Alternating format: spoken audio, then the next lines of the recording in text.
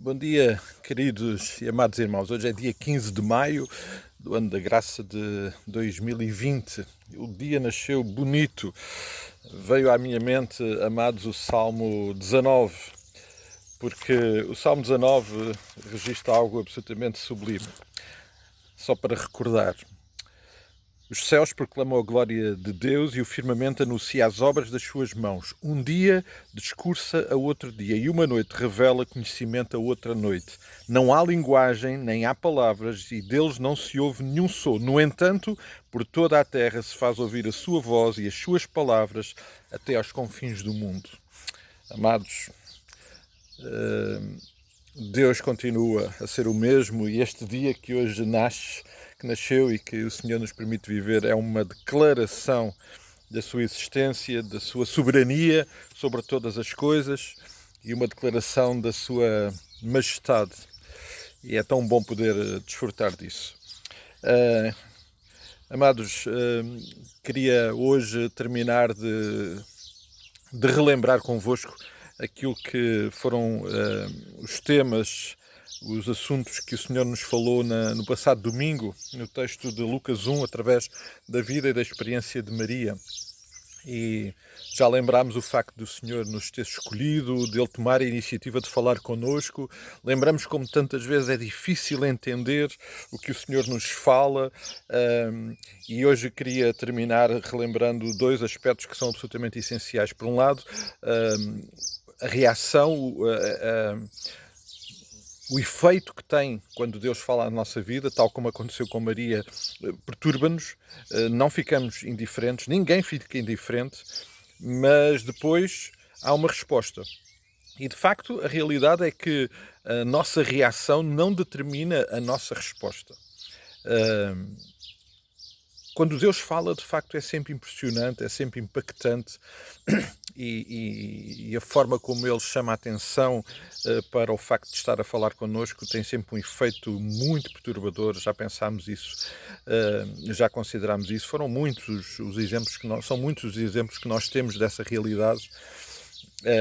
E eu queria muito que nós pudéssemos considerar, lembrar que de facto não há como ficar indiferente ao facto de Deus manifestar e falar.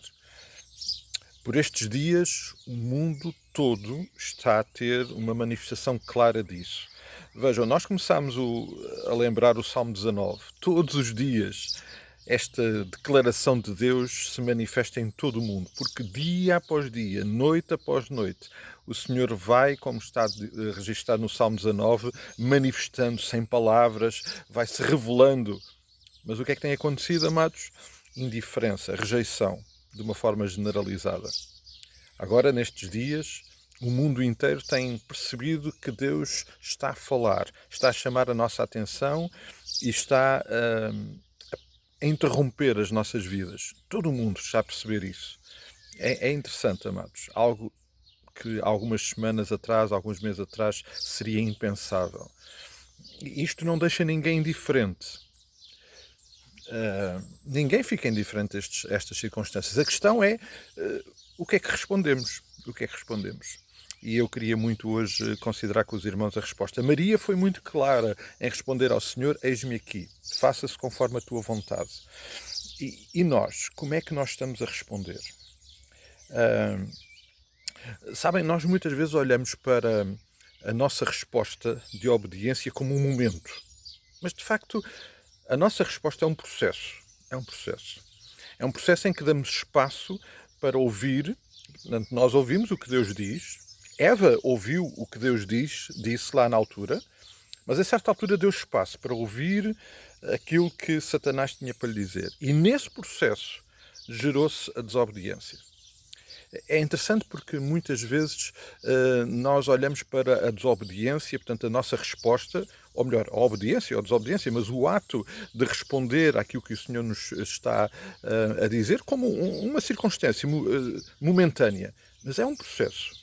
É um processo em que há uma série de coisas a acontecer no nosso coração. Deus fala,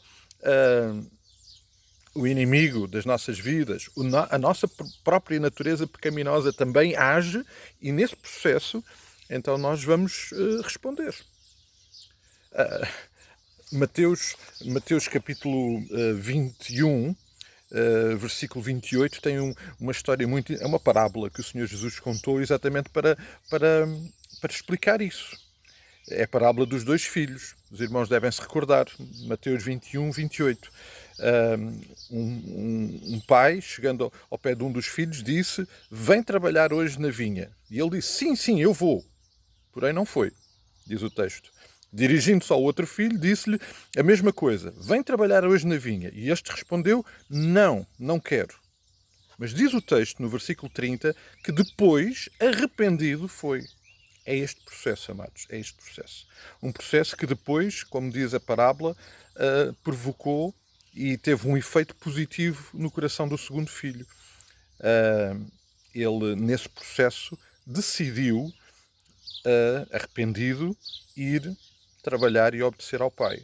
Vejam, o primeiro filho teve a mesma possibilidade, no mesmo processo, de o fazer, mas esse processo foi no sentido contrário. Amados, este processo determina muitas coisas na nossa vida, o processo da nossa resposta àquilo que Deus nos está a dizer. De facto, este processo determina o lugar que Deus tem na nossa vida. Os irmãos já ouviram, se calhar já disseram, porque eu também já o expressei em alguns momentos. Em situações difíceis, nós expressamos aonde é que Deus está. Porque é que Deus não esteve comigo nesta circunstância? Pessoas reclamarem com Deus por causa de circunstâncias da sua vida. Vejam, este processo que resulta na nossa resposta àquilo que Deus nos está a dizer é um processo que de facto determina o lugar, o espaço que Deus tem na nossa vida. Eva, naquele dia, determinou pela sua resposta que Deus não tinha assim tanto espaço na sua vida. Aqueles dois filhos, simbolicamente naquela parábola, também o manifestaram. Vejam, a história de Jó, que é sempre muito impactante, é muito interessante, porque a história de Jó, e nós às vezes esquecemos-nos disso, a história de Jó começa no versículo 1 do capítulo 1 de Jó com algo absolutamente determinante. Porquê? Porque o versículo 1 do capítulo 1 de Jó determina e revela o lugar que Deus tinha na vida de Jó. Porque o texto começa dizendo o seguinte: havia um homem na terra de Uz, cujo nome era Jó, homem íntegro e reto, temente a Deus e que se desviava do mal.